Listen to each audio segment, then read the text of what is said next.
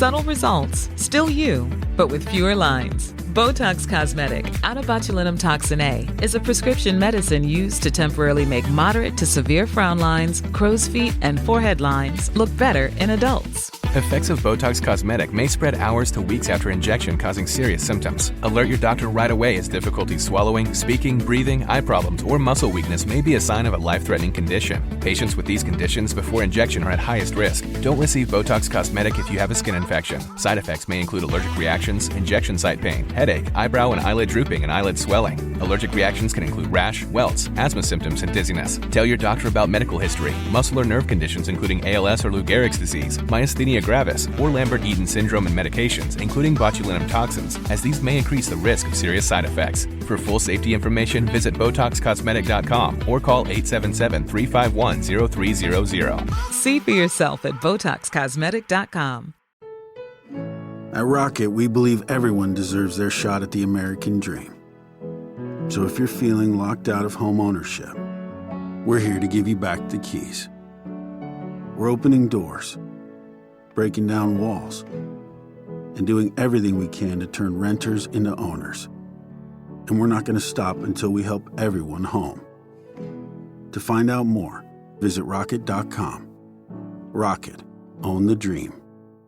Hey guys, what's up? Welcome to or back to the show. Thank you so much for clicking on today's episode.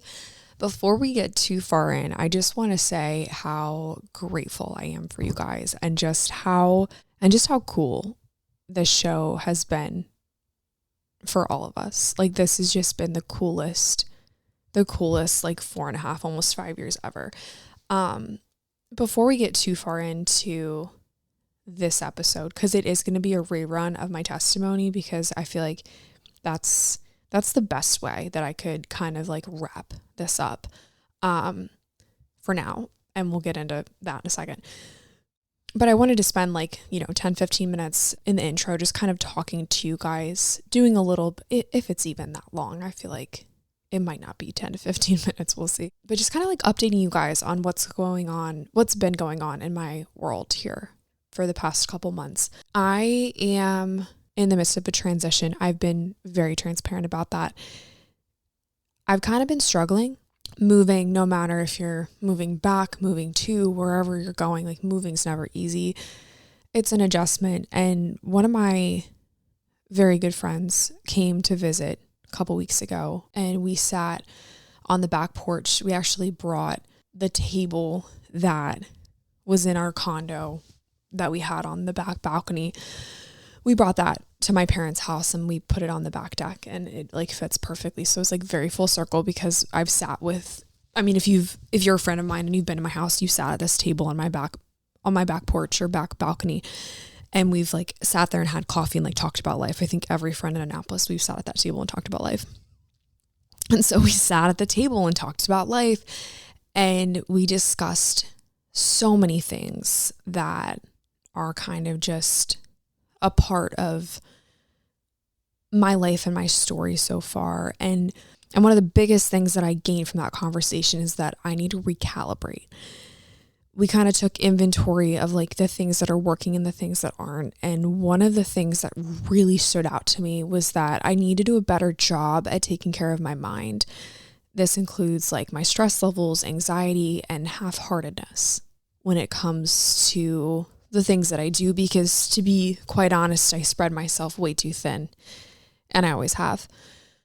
The biggest conclusion that we came to is that maybe I need to take a step back from all of this, from social media, from the podcast, from the newsletter, from, just all the things, all the things. And shortly after my friend left, I deactivated my Instagram. So that's why I'm not anywhere. I'm nowhere to be found.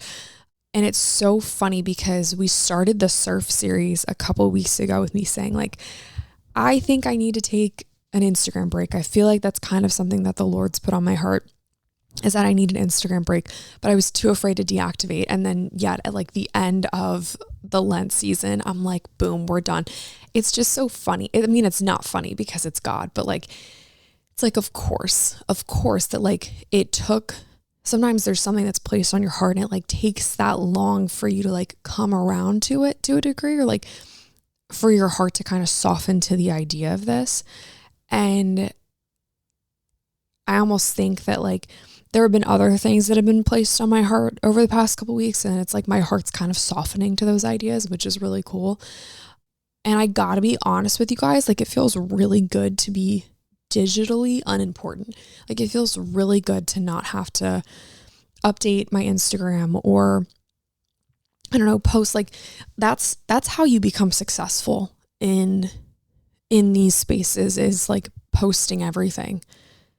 I can't lie to you guys. Like if you want to be online, like you got to be willing to share a lot all the time. Like you got to be willing to like jump through hoops to make yourself relevant, which isn't necessarily a bad thing. And I did that for a long time. And so when I finally like hit deactivate, I was like, dang, this feels good.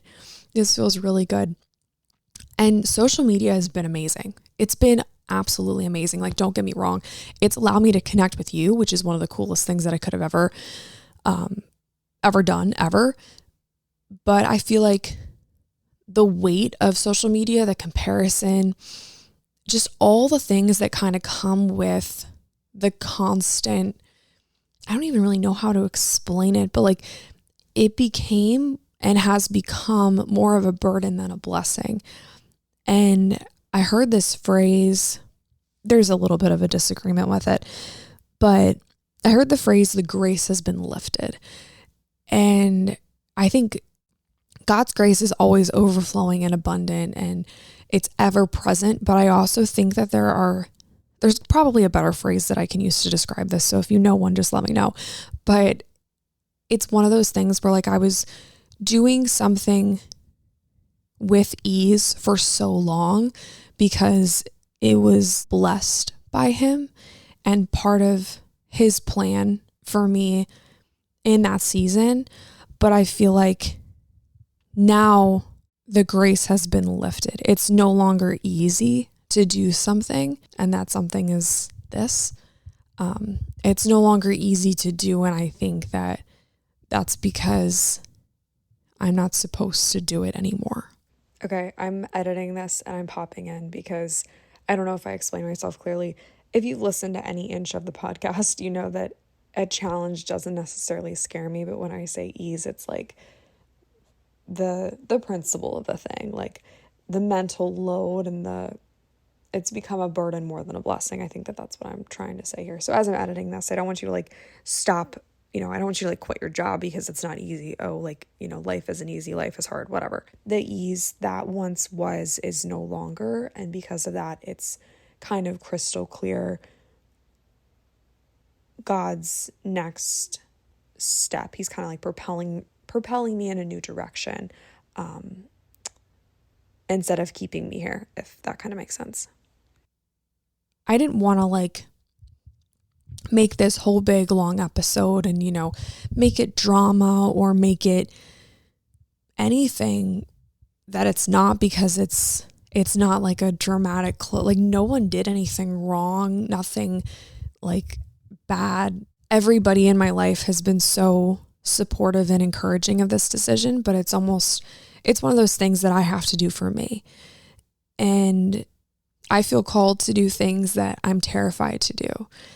So much so that I can't even admit those things yet. And I think because of that, I have a lot of figuring out to do. I have some answers to seek and I've got a lot of praying to do. And I have to go do that so I can come back better one day and come back on the mic and be like, guys, these are all the things that I learned. Like I was riding the struggle bus for a bit, but like we're back and better than ever. And so 80/20 is something that I'm always going to be so proud of. And it's been an honor, an absolute honor to host these conversations with you. It's pretty full circle because I'm not in the bedroom that I grew up in. I'm actually in the bedroom that my older sister grew up in. I finally get this room. It's adjacent to the bathroom, which is so cool. And it's so funny because it started as an outlet for me, like in this house, recording, sitting on the floor, looking out the window. Like it's so full circle, and this is just so funny. And over the past few years, like it started as an outlet for me to share the things that I've learned. And we've done exactly that. Like you've grown with me, you've learned with me alongside me. And like you truly are the reason why I am the person that I am today. And we spent so much time chatting about building a community and sharing your story, the power of vulnerability, the power of transparency, how to navigate your own mind, and how your 20s is all about finding balance, but how it probably never exists. And now it's your turn. If you haven't acted on the things that we've talked about, now is the time. Now is the time. And the coolest part is that you're ready. Just as much as I am so terrified to post this, you are ready. You are your own greatest teacher. Like you have all the tools. You've always had the tools. You just needed a nudge. You just needed someone in your ear being like, actually, you can do it because I am doing it right alongside you. Or, hey, I'm struggling too. Or, hey, I've got this cool thing that I wanted to share. Like you've got it now. I trust you with your next steps. I think it's time that you can trust you with your next steps. And it's time that I trust me with my next steps too. So, goodness gracious, I didn't think I was going to cry. We all knew I was going to cry. Let's be real. We all knew I was going to cry. So, with a grateful heart, like from the bottom of my heart, thank you. Thank you guys so much for being a part of this journey. And it's not goodbye, it's just to see you later. But I want to spend some time celebrating the things that we did and will continue to do. Because 80/20 has been the coolest, the absolute coolest. This has just been so cool. I mean, really, like, I hope that I can come back one day and be like, guys, I was so scared. This is so sad. I didn't think I was going to be sad.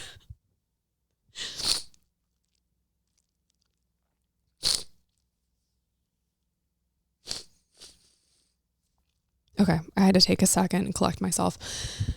I really hope that I can come back. Going up. Prices keep going up these days. It feels like being on an elevator that only goes up. Going up. But not at Metro. We're pushing the down button. Going down. We lowered prices and give you a 5-year price guarantee on talk, text, and data. Get one line of 5G data for $40, period. That's 20% lower. Only at Metro. 5-year guarantee on eligible plans. Exclusions apply. See website for details. Not available at Metro with T-Mobile in the past 6 months. Tax applies. Are you a forward thinker? Then you need an HR and finance platform that thinks like you do. Workday is the AI platform that helps propel your organization, your workforce, and your industry into the future. Workday, moving business forever forward. I won't even like give a timeline because I don't want to be held to that timeline, but maybe it's like 3 months from now, maybe it's 6 months, maybe it's a year, maybe it's 10 years, and I come back and I'm like, hey guys, I'm better. Like I have full, I'll never have full control over my mind. Let's be real. I could come back at some point and be like, hey guys, like, I think I got this part figured out, but like, this is what I'm struggling with now. And all the things that these are like kind of happy tears, but I hope I can say that like all the things that I was so terrified to do, like I did those things and like come back with like really cool stories. The next part of this episode is going to be a rerun of my testimony. And I wanted to rerun that as like the last episode for now because it kind of depicts like the things that I've gone through that have made me who I am now. And I hope that I can come to the table again at some point and be like, hey guys, like, here's some more really cool proof of the things that God can do. And so I hope that as you guys listen to this, you're just reminded of how good God is and how he really does have a plan for everything. And like the pain that you're experiencing now is, I had a mentor her name's Shelly. She's the best. And she said to me, I think that God takes the pain that we experience and he puts it into a weapon. And she's very like, she talks with her hands. And so she like made like the motion of like pulling a sword out of like, what's that called? A sheath. She was like, I think that God takes our pain and puts it into a weapon that we can just like slash the enemy with and just like slash all the stuff that comes our way. And like we can use that as not only a foundation, but almost like armor to take on life. And that's part of your testimony. Like that is part of who you are. I love you guys. I love you guys so much. And I'm so grateful for the past 4.5 years. It's not a goodbye. It's a see you later. I've got some stuff to figure out and I know I'm going to come back one day and I'm going to be like, guys, look what I did. This has been so cool. So we're going to go ahead and get into the rerun of my testimony, but I hope that you guys still stick around and listen because it's a good one. Thanks for sticking around. This has been really fun. I love you guys a lot, and I will talk to you again soon. Bye.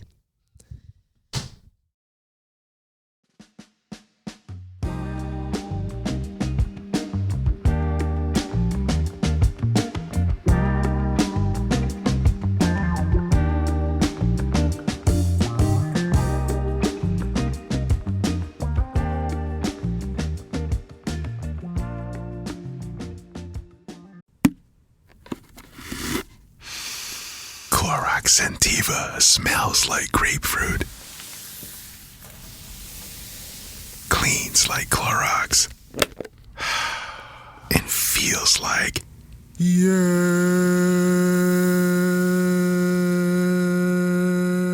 Okay, we could be here all day. Try Clorox Sentiva for a trusted clean with long-lasting freshness. Also available in lavender and coconut. Use as directed.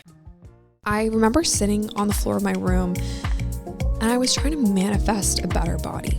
Instead of trying to learn how to love my current body, the one that I'm in or the one that I was in that day, I just wished for a better one. I was praying to the universe instead of praying to God. So my whole life up until that point, I had been so worried about two things. My brain had been so focused on two things. What can I change about myself that will get people to like me?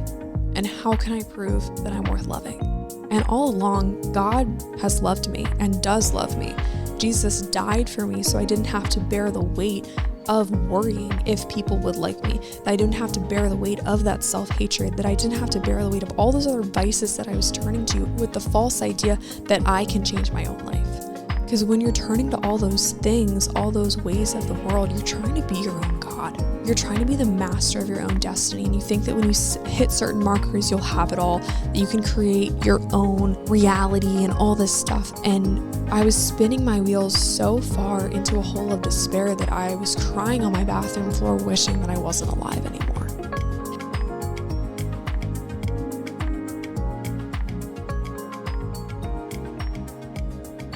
Hi guys, what's up? Welcome to or back to the show. Thank you so much for clicking on today's episode. My name is Lily. I'm your host. It's mid-January by the time you guys are listening to this, so I wanted to talk New Year's. And I know that some of you have probably made New Year's resolutions. I know that some of you have probably made vision boards and set a word of the year and all this stuff. And that's something that I usually would participate in. That's something that I typically go for and do before the year starts. And for some reason this year, I was just kind of feeling down in the dumps. I don't really want to set a goal or pick a dream or make a vision board because I don't want to let myself down. And I really get into that in the episode called God's Waiting Room is His Weight Room. And I really talk about the idea of just kind of surrendering the outcome. And so if you guys are interested in that, I would encourage you to go listen to that episode because it was a good one. But if you are feeling maybe overwhelmed by the thought of a vision board, if you're feeling overwhelmed by the thought of your dreams this year, if you're feeling like you don't even want to set goals or dreams because you might not achieve them, just know that A, you're not alone, and B, I have something better to offer you. And that's not to discredit the people who did make vision boards and the people who are dreaming, because I'm a dreamer myself. I'm a creative. I love to think up big ideas. But this year I offer you the opportunity to surrender the outcome. I offer you the opportunity to just kind of let God do his thing. And that's not to say that we need to sit and be complacent. That's not to say that we should just kind of like not follow any sort of direction or stray from the path. It's more of an offering of, hey, let's focus on prioritizing the small habits, the things that bring us closer to God, rather than trying to achieve the big dreams on like a huge scale. And I'm not sure if that will kind of hit for you today, but I know for me, looking at my year in the sense of like, these are all the things that I want to accomplish, and social media doesn't help at all. I was scrolling Instagram and everyone's like, my vision board versus my reality this year. And people are going on these crazy trips and doing all these cool things and, you know, skydiving and, you know, backflipping off of huge rocks. And then they're like slaying in their business and all this stuff. And I'm just like, that overwhelms me. And so I think that it was a mix of comparison and also just not wanting to let myself down, is that I made the decision to just let this year be. And it's almost like when you don't have expectations, you can't be upset at the outcome. And I think like that's kind of a really cool way to live life. And I'm trying to kind of shift more into that mindset of like not necessarily lowering my expectations, but just maybe managing my expectations, I think is for lack of a better term. And deciding to surrender rather than trying to be the doer. I'm going to let God do his plan, and I'm just going to like stay quiet and listen for him to tell me when to make the next move. And that's kind of a good segue in today's topic. And I wanted to kick this year off with sharing my testimony, because I've shared bits and pieces of this throughout the show, but I really wanted to create a dedicated episode of my story and just kind of walk you guys through my life before Jesus and my life now. And I think as a very goal-oriented person, a lot of my life before Jesus was just kind of me striving to be like my own, like the master of my own destiny kind of thing. And before we dive in, I do want to say you have to work at everything that you do in life. If you want to be the best athlete in the whole entire world, let's just go broad. You just want to be the best athlete in the whole world. You have to train. You have to be disciplined enough to train. You have to eat the right food. You got to drink the right drinks. You got to do the right routines. Like, you have to be disciplined. However, just because you're training to be the best athlete in the world doesn't mean that you have to be like the master of your own destiny. You know, I think us trying to be our own master gets kind of exhausting. And so that's kind of where my testimony starts. I think for me, something that I always desired was to be well liked. Something that I always strived for was acceptance from others. And that really came in the form of wanting to be really skinny. And for me, my relationship with my body image, it was just always something that I was unhappy with. I was never super, super skinny, but I also was never like really overweight. I was just kind of like in this weird middle ground. And there were a couple instances that I had as a middle schooler that kind of really made me realize that my body wasn't like the ones in magazines. And I think a lot of women have that moment where they're like, oh, wait a second, I look different from my best friend, or I look different from the girl in the magazine, or I look different than the girls on Disney Channel. And that happened probably when I was like 10, 11, 12, 13.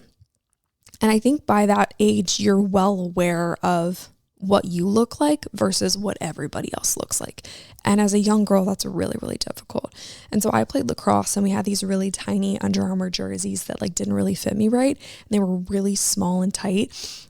And I don't know, like just like my legs always felt, and mind you, I'm probably 12 or 13. I look back at pictures, like I looked just like all the other girls on my team, but you don't feel it at the time.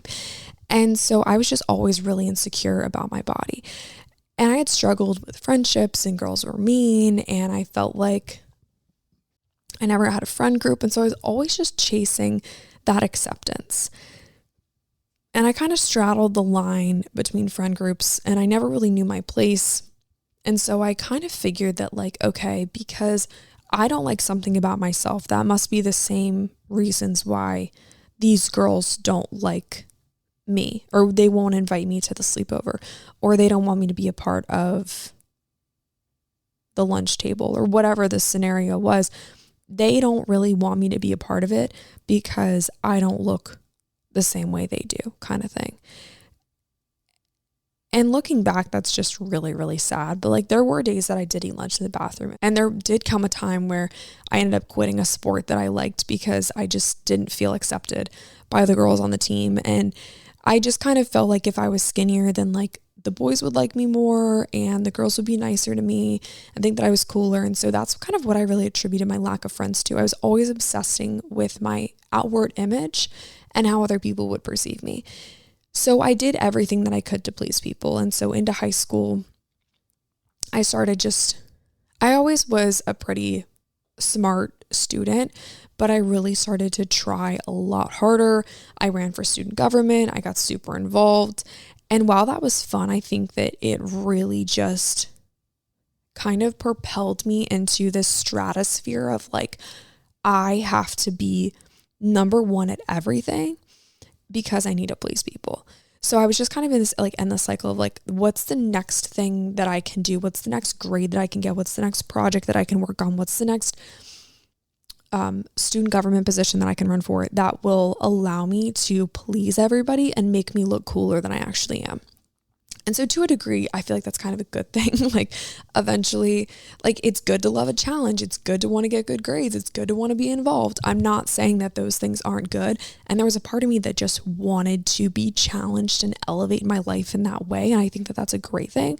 But the negative side effect of that is, how can I make sure other people notice me? And how can I make sure that other people accept me? And so now, anytime I walk into a new situation or try to take a new endeavor, I think to myself, why am I doing this? Is it just for my outward image, or is it to glorify God? But at the time, I didn't know that.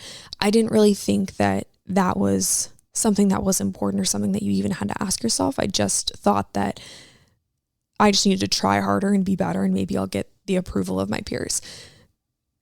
Cherry on top of all of that is I really, really struggled with anxiety and depression growing up. And I had a really bad neck injury when I was like 14, and that sent me into a really, really, really bad headspace.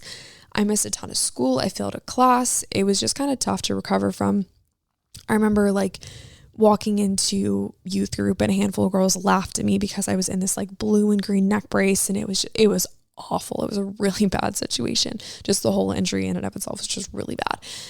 And there was this guy, sidebar really quick, there was this kid, he played on the basketball team at my high school, and he was significantly taller than everybody else. And I was probably like I'm only 5'5" now, but I was thinking it was probably like 5'3" or 5'4" in high school.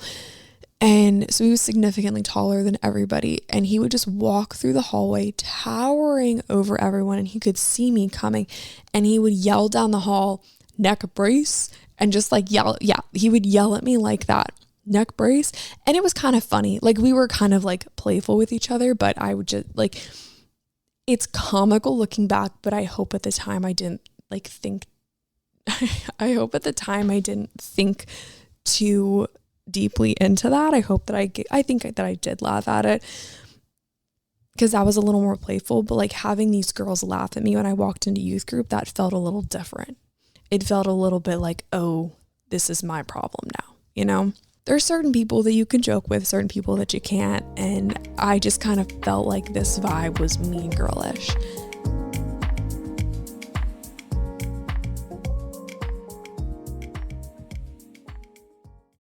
Something that we talk about a lot on the show is anxiety. And I don't know if you guys know this or not, but anxiety actually has a handful of side effects. And one of them is nausea. Okay, I'm not sure about you guys, but nausea is something that so many people struggle with as a result of anxiety, or maybe migraines, or maybe you just have like motion sickness, morning sickness. There's so many things that can bring about nausea. And that's why I'm so excited to talk to you guys about Relief Band. Relief Band is the original anti-nausea wristband that quickly relieves and effectively prevents nausea and vomiting.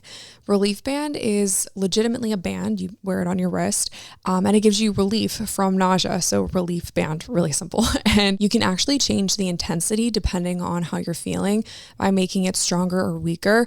It's 100% drug-free, non-drowsy, and works quickly or before symptoms start, and it actually has 0 side effects. I was super skeptical at first, but Relief Band actually is the real deal. It actually does relieve my nausea. Relief Band has tons of customers that are also really happy with it. Clara says Relief Band has been life-changing for me and my family. I suffer from motion sickness and nausea because of anxiety, just like me. And I cannot remember a day without nausea before Relief Band. I love it so much that she bought one for her son.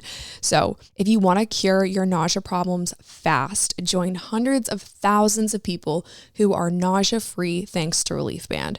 Right now, we've got an exclusive offer just for 80/20 listeners.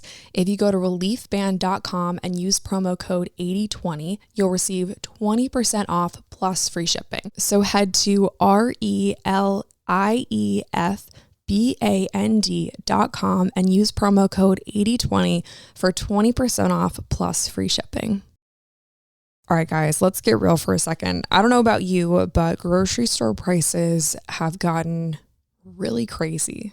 With tariffs going into effect, families across the country are bracing for a whole nother wave of price increases at the grocery store. But Good Ranchers is always tariff proof because of their 100% American supply chain. Good Ranchers is American meat delivered, and because of that, their prices are staying stable. Not only that, but Good Ranchers is also going to give you free meat for life when you subscribe. That's ground beef, wild caught salmon, seed oil free chicken nuggets, or bacon in every box for the life of your subscription. That's $300 of free meat during your first year, second year, and every year as long as you stay. And you're going to want to stay because Good Ranchers meat is incredible quality, absolutely delicious, and some of the best I've ever had. Something interesting that I learned recently too is that the average family actually throws away $500 worth of meat and seafood every year because of freezer burn or just poorly packaged meat that leads to everything going bad. But Good Ranchers is also solving that problem because everything is vacuum sealed and the individually wrapped cuts are good for up to a year in the freezer. So now's the best time to change the way you buy meat with Good Ranchers. Visit goodranchers.com to unlock your free meat for life and get $40 off with code 8020 at checkout. Again, visit goodranchers.com to unlock your free meat and get $40 off with code 8020. Goodranchers.com, American meat delivered. So at the time, I grew up going to church and I went to youth group. I played on the worship team, and to me, going to church was just something that you did. It wasn't really like my faith. And looking back, I really didn't have a relationship with Jesus. I didn't pay attention in Sunday school.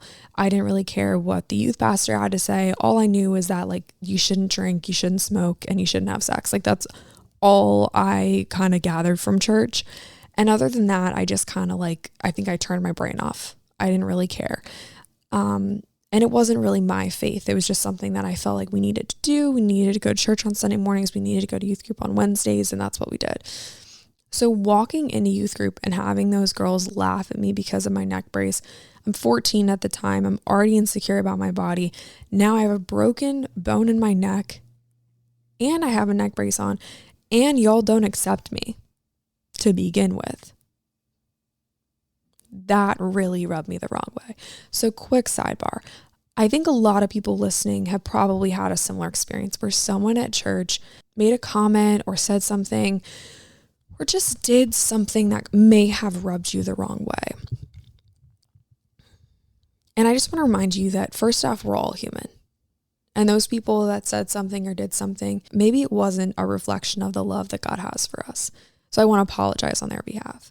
And I want to encourage you to just remember that just because they messed up and pushed you away doesn't mean that God's pushing you away. Because humans are not perfect. We are far, far from perfect. We're all sinners. We all mess up and we try to do good, but inherently we're not. And so that's kind of the whole thing, right? Is that Jesus died in order to cover our sins. And so and we'll get into that in just a moment here, but I think that if you are listening and you are thinking back on a time where you stepped into youth group or church, maybe it was a person in your family or a friend, if you have been rubbed the wrong way by someone who calls himself a Christian, just know that that's not necessarily a unique experience. Most of us have one. I'm not making it invalid, but I am just saying that I invite you to remember that they're human too, that they are not perfect, and that comment or what they did is not a reflection for the love that God has for you. And it doesn't mean that God is pushing you away, and it doesn't mean that God doesn't want you to come back to church. So overall, in high school and college, I really didn't have a faith. I'd stopped going to youth group. I didn't own a Bible. I didn't really pray. I didn't really care, to be honest, which is really sad to say, but I just didn't care. And I think I just really backed away. I was just disinterested. And I also think that the world is really tempting. The enemy makes the world and the ways of the world look really, really tempting. So in my late teens / early 20s, there were things that looked like a really fun time. Partying, drinking a ton, raunchy music, manifestation, hookups, working to the point of burnout and total fatigue. I kind of just partook in life, and not in a good way.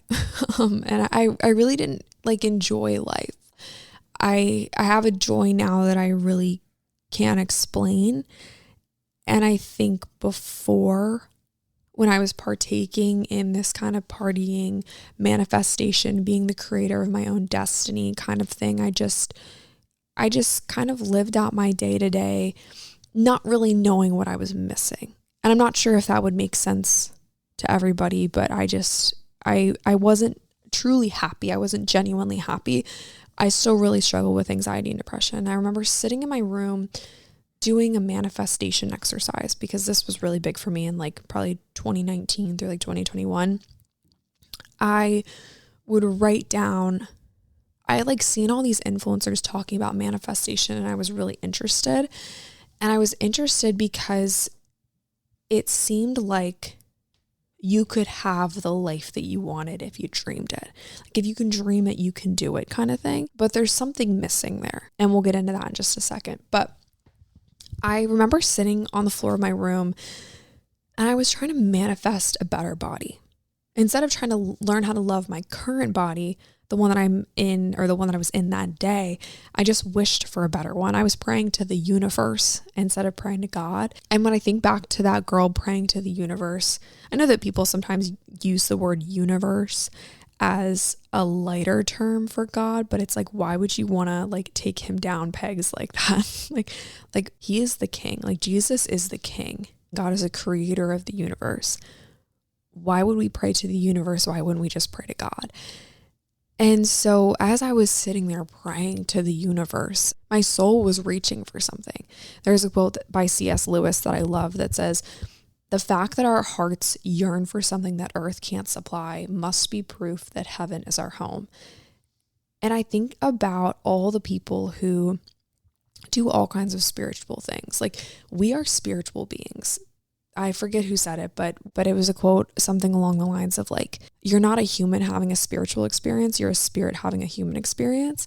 And when you put it in terms like that, oh, my body's just a vessel, just a means of being here on this earth, but my soul is really what matters.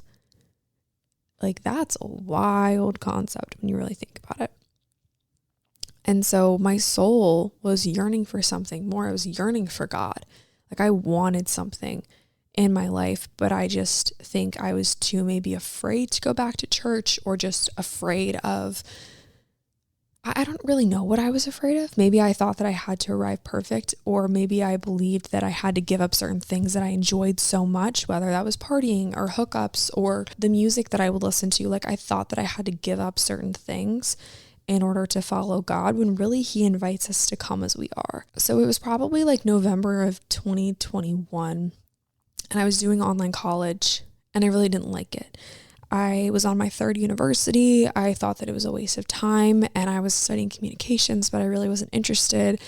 And so I withdrew from my classes, and I applied for a marketing job, and I applied to a lot of marketing jobs, but my experience on YouTube and my experience with the podcast and my experience on social media and all those forms had really prepared me to take on a marketing job. And I did. I moved up to Annapolis, and within like a 3 to 4 week time span, I packed up my life, moved out of my parents' house, and started this new job. And I think life just really started to move really, really quickly. Almost like, to the point where I could not keep up with it. I would work really hard during the week, and then I would go out on the weekends and I would drink a lot and then do things that I'm not proud of. And then I would go home and go to bed and then wake up and do it all over again. And that got old really fast. And so probably like 6 months into my time in Annapolis, I was really, really sick, just mentally. I really was struggling with my mental health. I thought that because my mental health was not in the best state, I had to compensate with like harder workouts and just like sweat out the sadness. Or I thought that I had to really control my food. My body image situation still wasn't fantastic. And most days I would just like wake up and look in the mirror and really, really, really dislike what I saw. And it was like a genuine hatred, which is so sad to say, because I sit here and I'm so content, but I had like a genuine hatred. And I just wish that I could like go back and give that girl a hug, because picking yourself apart in front of the mirror, whether it's your acne, your hair, the way that your jeans fit that day, like that's a really, really, really tough spot to be in, and one that I hope nobody has to experience. But just like, I can't even explain that feeling. But if you've ever felt a genuine like hatred for yourself, my heart goes out to you, because it's not an easy spot to recover from, and it doesn't change anything. All it does is make you more upset and drive you deeper into the anxiety and drive you deeper into the depression. I would overthink food so much. I want to talk about this for a moment, because I pray that no one has to go through this, but I also want to call it out, because this is something that I really, really struggled with until I was listening to some podcasts that were calling it out. And I thought that what I was doing was healthy. I thought that this was how I would get skinny. I was so worried about everything that I would eat that I slowly stopped eating food groups until I was basically vegan. And then I would eat fish occasionally. But I got to a point where I was like basically just eating like rabbit food. If you're vegan, no hate, but that just doesn't work for me. I get hungry every 2 to 4 hours and I need to eat chicken or steak or some cheese. Like, I need protein and I need a lot of it. So I didn't really understand how food worked. And I thought that everything that I ate, this is so dumb. I thought that everything that I ate would make me gain weight. Like, I thought that everything that I ate would make me gain weight. So I was always hungry. So that was a battle. When I did eat, I would feel guilty about it. When I didn't eat, I would just be hungry. And not just hungry, but hangry. I would be mean. So it's just this vicious cycle of like ruining my hormones because I didn't know what to eat. And then when I did eat, I would feel bad about it. It was just a really bad spot to be. My gut was also really unhealthy. I always was just really stressed, and I really always had to go to the bathroom. Like, my body was just a mess. So not only was I unhappy with the body that I was in, I was also sick. So I didn't enjoy food. I didn't enjoy my workouts because they were more just punishment than anything. And I physically and mentally felt ill all the time. I saw a reel the other day. This is just, it's a little bit of a sidebar, but I saw a reel the other day and she was like, I can't believe that there are people out there making what I eat in a day is saying that they have a healthy relationship with food, and then they literally eat like mush for breakfast. Like, this is what I would do. I'd eat like oatmeal or like overnight oats, which actually tasted pretty good, but it would be like oatmeal and then like protein powder and like flaxseed and chia seeds. And sometimes I'd do like an egg or, whatever health food I decided to put in there at the time. And she's like, this girl on the reel was like, I was watching this girl make mush for breakfast. Like, she was adding all these like powders and chemicals and all this stuff. And she's like, why wouldn't you just eat like toast and eggs? And I was like, yeah, that was so me. Like, you don't know when you're in it that you are not doing well. But once you're out of it and you're like, oh wait, I can actually go get a bagel and not have to worry about the way that it makes me look. Like, and you can only look back in hindsight and realize how silly you sounded. I digress. So what changed? Enough of my past. You guys know I was in a bad spot. If you listen to the show, you probably heard me say a couple times little bits and pieces of this story, and I could go on and on and on for days about how bad things were. Let's just put it in a nutshell and just say that I was really, really low. I was in a bad place. And I had a moment of like, dang, there's gotta be more to life than this. There's gotta be more to life than this. And I heard a voice, I had a thought, and I just knew that it couldn't have been a thought from my own brain. It could not have been something that I came up with, because the voice, the thought was this: when you follow me, you will lose the weight. And I was like, well, going back to church, this is what I thought. Going back to church and following God isn't really something that I want to do.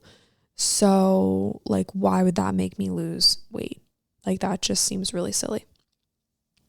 And so I didn't really know what to do with that information, because I was really disinterested in that idea. And I just kind of had I just kind of like held up a stop sign. Like, I was like, I'm not interested in that idea. And so it probably took like 6 months to a year after hearing that voice of like, okay, maybe this is something that I want to explore. So I ordered a Bible on Amazon. I started listening to some Christian podcasts. I loved For the Girl. I love Sadie Robertson. It was like a slow drip. Like, I just wanted to learn more. And I started Googling body image Bible verses. And I started to just learn more about who God says we are, that we're created in his image, that we're fearfully and wonderfully made, that we're loved, that no matter what we do, he loves us. And he forgives us for all the bad things that we've done to ourselves and others. Learning all of that gave me a lot of peace. So I started going to some churches. I was just kind of like church hopping, just exploring, just trying to learn more. I just wanted to hear what the Bible was about. I just wanted to hear what God was all about. I wanted to learn more about him. I wanted to learn, from different people's perspectives, different denominations' perspectives of like, what is this whole church God thing about? Because I grew up thinking one thing, and now I think something else, and I think he loves me. And turns out I was right. He totally does. He loves all of us. John 3:16 says that God sent his one and only son. He so loved the world that he sent his one and only son, so that all who believe in him shall not perish, but have eternal life. And so on my way to trying to make my own destiny, trying to be the creator of my own reality, the master of my own dreams, call it what you want, I didn't realize that I was missing the point.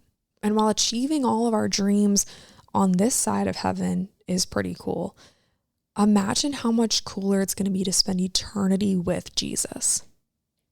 To have your soul be with him forever.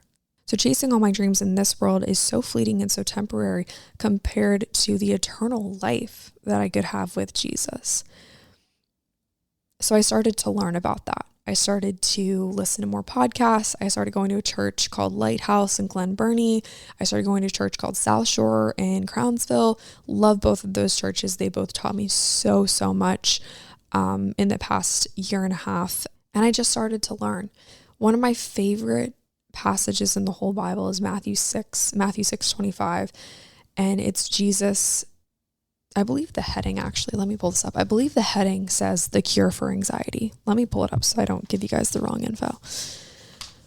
In my Bible, it says, do not worry. I think other translations have it titled the cure for anxiety. And Jesus is talking to the disciples in this, and he's basically talking about this idea of like, whatever you have stored up for you in the world, they're not going to translate to heaven. You can't serve money and serve God. You can't serve the dreams that you think you want to achieve someday and serve God. And I think that there's a big difference between the desires that God places on our heart and the things that, the plan that he has for our life versus, trying to be the master of our own destiny. And so this passage, Matthew 6:25, says, Therefore, I tell you, do not worry about your life, what you will eat or drink, or about your body, or what you will wear. Is not life more than food, or your body more than clothes?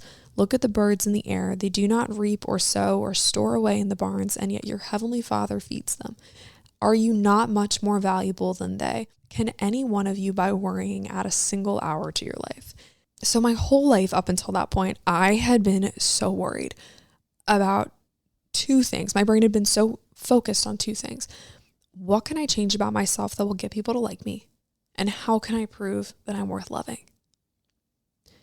And all along, God has loved me and does love me.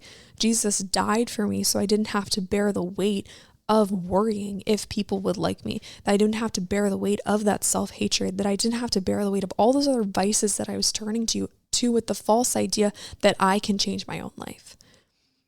Because when you're turning to all those things, all those ways of the world, you're trying to be your own God. You're trying to be the master of your own destiny. And you think that when you hit certain markers, you'll have it all, that you can create your own reality and all this stuff. And I was spinning my wheels so far into a hole of despair that I was crying on my bathroom floor, wishing that I wasn't alive anymore.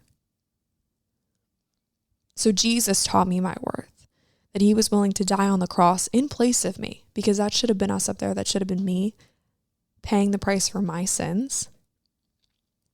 Jesus taught me that I'm worth dying for. And I think that that's what true love, that is what true love is, that I know my worth in him and it's because of him.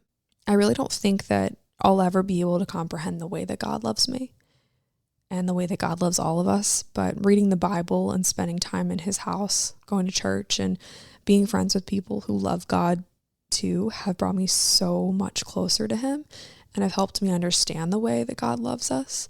And that he loves me as I am, that I could show up with my T's crossed and my I's dotted, or I could show up with the messiest possible chicken scratch first draft in the entire world, and he will still love me no matter what that looks like. It was definitely a slow transition, but eventually I just started to feel the weight of the expectations, the weight of my self-hatred, which I just shudder at the thought that I ever hated myself that much. But eventually I just that lifted off my shoulders, and I learned that I'm loved no matter what size my jeans are, that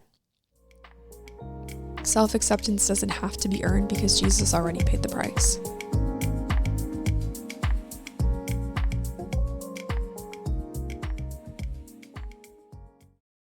There's a passage in John 1, and it's John 1:12. It says, "Yet to all who did receive him, to those who believe in his name, he gave the right to become children of God, children born not of natural descent, nor of human decision or a husband's will, but born of God." And I've got a little bit of bonus content next to this passage in my Bible, and the heading is acceptance. And so I just wanted to read this to you guys because it really just kind of drives home all of this. What do you have to do in order to win your boss's acceptance, your husband or your boyfriend's acceptance, maybe your parents or your friends? Each may have different criteria by which you measure yourself in order to feel accepted. But what about God? Does God have his own set of hoops for you to jump through so that he will finally accept you? The verses here debunk that myth. Anyone who believes in Jesus and receives him becomes part of God's family, completely accepted as his child as they are. That's all it takes. No hoop jumping required. I'm not anxious. I'm not sad. I love my body more than I ever thought I could. And that's just one of the perks that comes with following Jesus, is not having to bear the weight of the anxieties and the pressures of the world, because I know that he's got me. Jeremiah 29:11 is one of my favorite verses. It says, "I know the plans I have for you, declares the Lord, plans to help you, not to harm you, plans to give you hope and a future." And I've always been the type of person that has been so set on what is my next thing. And I think that I take that verse, Jeremiah 29:11, to heart so much, because God already has a plan for my life. He already has it figured out, and I just have to let him use me. I just have to surrender to the plan that he wants my life to play out in. And through all of that, he's going to love me. He's always going to put the right people by my side to help me through it. He's always going to be there with me, alongside me, holding my hand. I just have to lean in and surrender.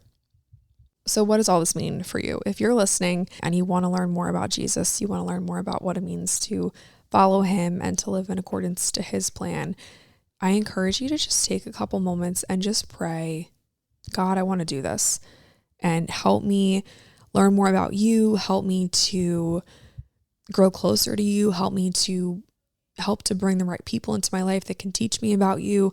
I encourage you to hop online or go to Barnes & Noble and buy a Bible and start in the gospel, start in Matthew, start in Luke, start in Mark, start in John, and just learn about Jesus. Those are the 4 gospels, which essentially just tells the story of Jesus's ministry and what he did, and how he taught people about who he is and who God is.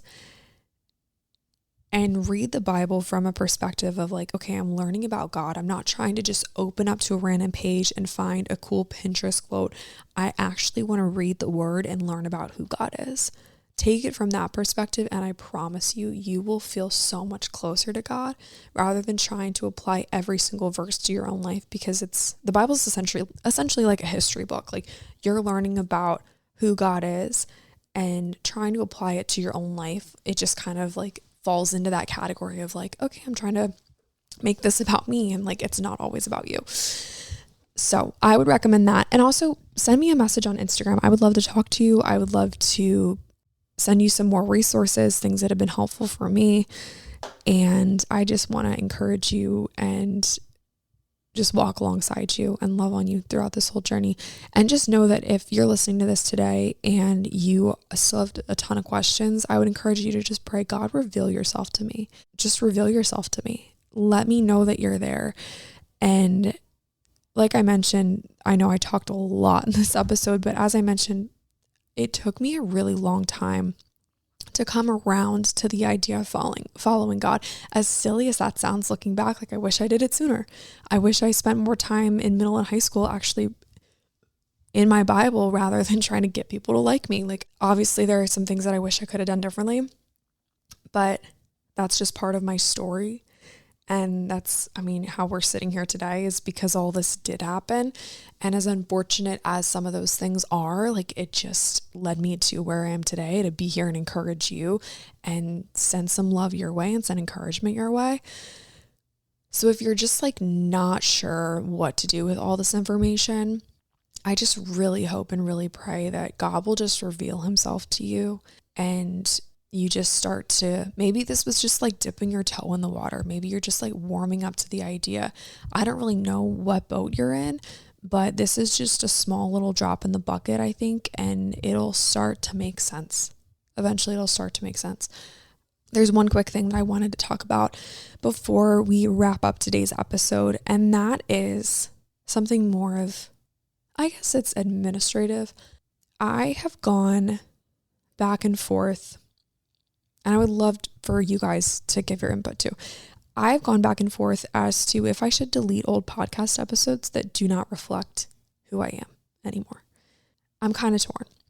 This podcast has been such an incredible, amazing part of my life for the past almost 5 years. And that girl from when we first started, who's cussing a lot and maybe teaching things that I don't agree with anymore, like, that's still me, but that was just me before Jesus. And I think that if you go back and listen to the old episodes, it's like a true testimony of who I was before versus who I am now, and just the light that shines through me and the joy that I have because of Jesus. Like, I think that those episodes are part of my testimony too, and it's just a reflection of the work that God's done in my life. And I definitely think like the biggest thing is probably just my bad mouth. Like, I really had a bad mouth. I cussed so much. Sometimes I let a bad word slip every now and again, but I really have worked on trying not to cuss. So that's been, praise the Lord for that. Like, I've really been trying hard there. like, that's just something that we just don't do in this house is cuss anymore. And now when I hear someone say something, I'm like, oh, like, not like I'm passing judgment, but now I just really try to make sure that I don't cuss. And so if I'm around people that cuss, then I start cussing again, and it just isn't like, I don't know, just that's kind of a testament of like, you are who you surround yourself with. So I really try hard to watch my mouth, because there's other ways I learned. There's other ways that we can describe things. Anyway, that's probably the main thing, is just the language that I'm kind of like, oh, that's so like trashy that I used to talk that way, but whatever. Anyway, I would love to know what you guys think. Is it good for me to keep them up, or should I just let them go? I would love to go back. This is probably what I should do and what I will do. I would love to go back and listen to past episodes and reflect on the things that I was saying, and maybe like revamp the content, or talk about why I disagree with certain things now, what's changed, etc. Maybe that'll be a fun project that I could work on. So we'll just kind of see, but I would love to hear your guys' feedback on that. As the podcast has been rebranded a little bit, some stuff that you all can look forward to is obviously still the psychology content, the fitness content, but I really just find it so important to use this platform to talk about God. Like, that is going to be my number one thing. And I am just so grateful for all the love that you guys have given the show. And we have got so many new faces here, some familiar faces here. So if you want to be part of the family, if you want to join this crew, you want more from 80/20, I would love, love, love it if you subscribe to the show, follow the show on Instagram, follow the show on TikTok. It's just 80/20 pod. 8020 POD. I also have a newsletter that you can sign up for. I will leave that linked in the show notes. I'm really proud of myself. I've been doing a really good job of sending out newsletters. If you guys have been here for a while, you know that I'm like was so bad with newsletters, but I feel like I've been really good at it lately. I sent out a really good one the other day for New Year's. All right, my friends, I think we're going to wrap it up. If you guys liked today's episode, please, please, please be sure to give it a rating and a review. That just helps more people find and listen to the show. I would love to hear what you guys have to say. You can send me a voice note on Instagram. You can send me a DM on Instagram. I would love to chat with you. Would love to just hear I would love to chat with you. Stay tuned for next week, because we are having Olivia Eve from For You From Eve on the podcast. We're talking all about micro habits that changed our lives, Faith Edition. So we're going to talk all things like Christian girl micro habits, and it'll be really cute. So I hope that you guys stay tuned for that episode, and I love you guys so, so much, and I will talk to you very soon. See ya.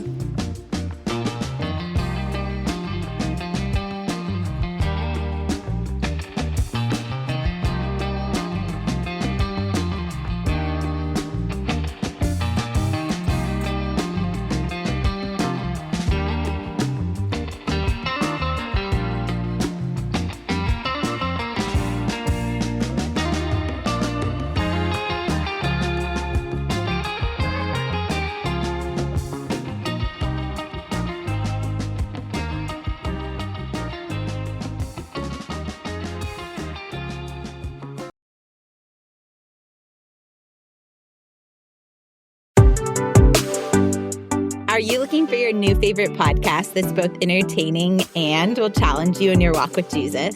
Hey, we're Mac and Ken's from the For the Girl podcast. Every Tuesday, we break down everything that we wish someone had told us in our 20s. From faith and relationships to wild career transitions, we're getting real about all of our mess-ups and the things God has taught us along the way. Think of us as your hilarious weekly dose of honest conversation with your internet besties who've been exactly where you currently are. So come check out For the Girl on Apple, Spotify, or wherever you love to listen to podcasts. And make sure to click follow on our show so that each new episode is dropped right into your personal feed.